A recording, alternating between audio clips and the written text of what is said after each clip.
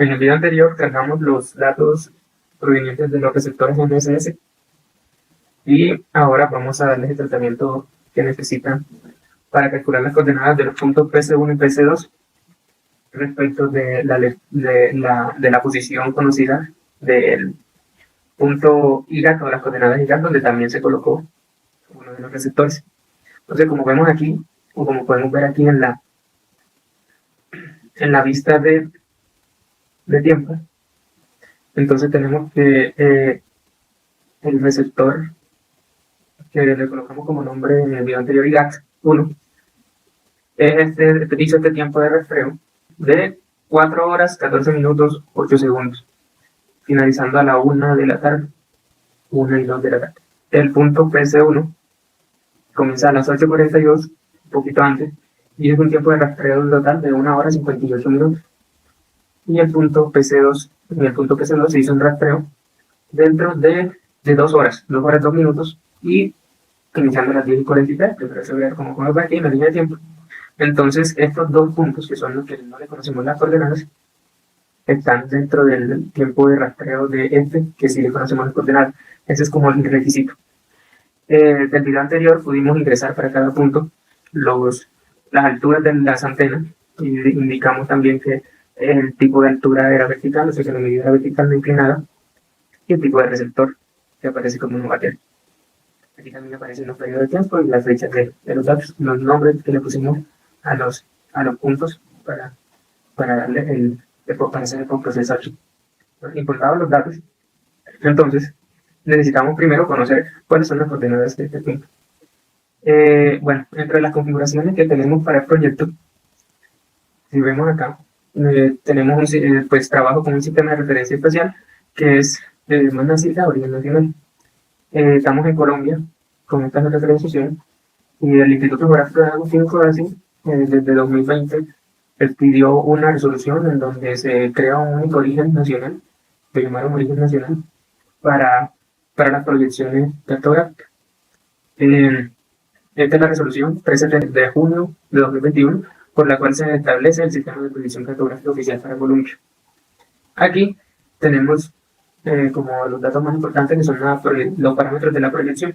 Nos indica que es un transverso de Mercator, el índice es 80, la latitud del origen es 4 grados y la longitud 73 grados oeste, el falso este de 5 millones, el falso norte de 2 millones, la unidad está en metro y un patrón de escala de 992.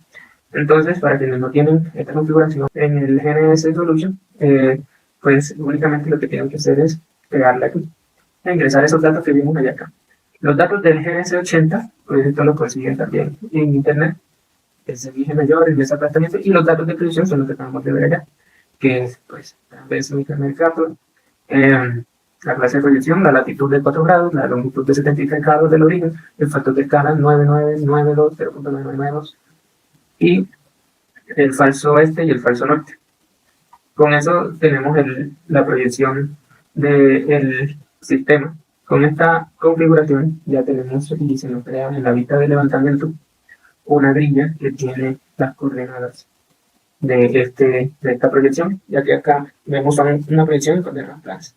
Bueno, cargados los datos RIMEX, les pasamos a definir en la otra pestaña cuáles son los puntos de control. Entonces aquí los puntos de control no son los puntos de los que le conocemos las coordenadas, que en este caso solo tenemos uno, que es la del IGAC. Estas coordenadas de ese punto hay que calcularlas al día de hoy. Entonces, de esto tenemos, o le colocaremos los datos que sacaremos de la página del IGAC. Entonces, de la página del IGAC, yéndonos al colombiamapas.gov.co, podemos encontrar este mapa, vamos a agregar aquí, que es la red pasiva del IGAC, es decir, donde encontramos los mojones físicos que existen en todo el país y por lo tanto sus datos. Pero si nos vamos al municipio de Caimito, podemos ver que nosotros tenemos 2 puntos cercanos del IGAC, de los cuales el levantamiento que se realizó se basó o se instaló la base en el punto GPSSU 15, donde aquí podemos ver los datos de este punto. Están en coordenadas geocéntricas y también tenemos las velocidades de desplazamiento anual por cada una de las coordenadas. También tenemos la ondulación geográfica, que en este caso es de menos 1.6, y la altura del infigal de 25.899. ¿Qué podemos hacer entonces? Primero que todo, como el levantamiento se realizó en época de 1 de febrero de 2024, y estos datos estos datos que se están, vamos a descargarlos aquí, que se están viendo aquí, esta ficha que corresponde a los datos del mojón. Incluso tenemos una impronta del punto que se encuentra instalado, de la placa. Entonces, con estos datos, lo que podemos hacer es utilizarlos y convertir las coordenadas a época actual. Entonces, y también de tipo de proyección o de tipo de coordenadas. Vamos a cambiar un punto individual, cambio de época. Entonces, tenemos que la fecha de materialización y digamos que también la de rastreo fue el 24 de marzo de 2006. Entonces, digamos que esta es la fecha de cuando le asignaron las coordenadas que tiene actualmente. Marzo de 2006. 24 de marzo de 2006, correcto. Un modelo de velocidades, vamos a coger el más reciente. Y las coordenadas, vamos a meter la geocientífica que son las que nos aparecen aquí.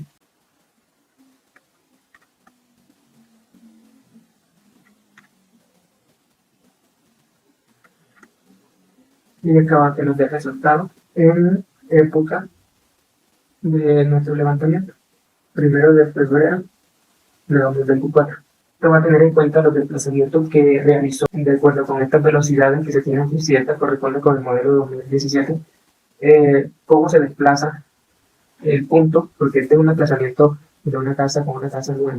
Es decir, estamos moviendo 9.3 milímetros anuales en la dirección X, 4 milímetros en la dirección Y y 11 milímetros en la dirección Z.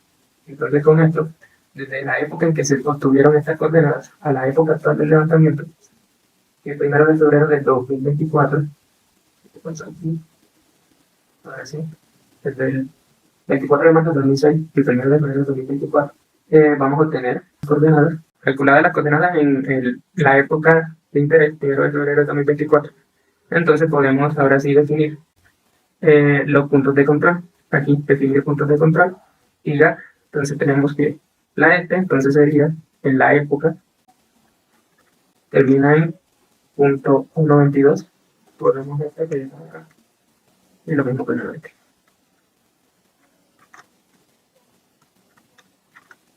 La altura elipsoidal es 25.8.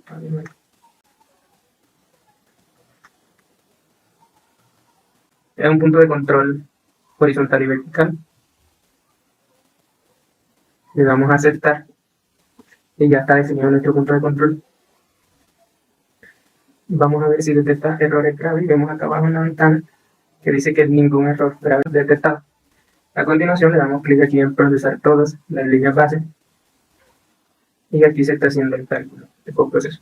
Lo ideal en este tipo de levantamientos estáticos es que tengamos por lo menos 3 equipos, porque deberíamos hacer una triangulación para que haya más precisión en el levantamiento y para que se dé esa triangulación en el cálculo de los puntos desconocidos, pues tendríamos que tener otro equipo en otro punto conocido, es decir, 2 puntos conocidos y uno desconocido para calcular las coordenadas.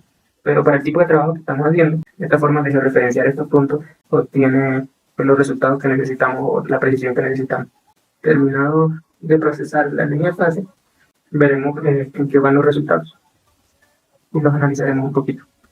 Por ejemplo, aquí abajo ya tenemos que se procesó la línea entre el punto IDAC y el punto PC2. Dice que la solución es fija, es decir, que hay buena precisión. Aquí está la configuración, debe ser la confiabilidad de la longitud, como un error de 4.7 centímetros. Y tenemos también la línea entre punto IDAC y PC1, y también obtenemos que la precisión es fija. Con esto podemos pasar ya a la ventana de ajuste y tenemos acá. También verificamos los puntos de control que estén conformes a las coordenadas. Detección de errores graves, nos dice que no está detectando ningún error grave y le damos a que ajuste las líneas base. Ahí las ajustó. Como vemos acá, la solución dice que está dando fija.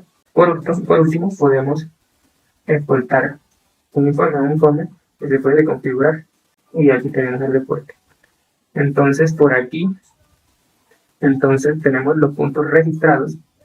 Estos serían, digamos, las coordenadas definitivas para cada uno de los puntos. Tanto para el PC1 como para el PC2 tenemos este norte y la altura horizontal. También tenemos un porcentaje de error y el estado del punto que es ajustado. Entonces, esto lo podemos imprimir en PDF y obtendríamos un informe, digamos, definitivo para este postproceso. Vamos a bajar aquí como informe postproceso.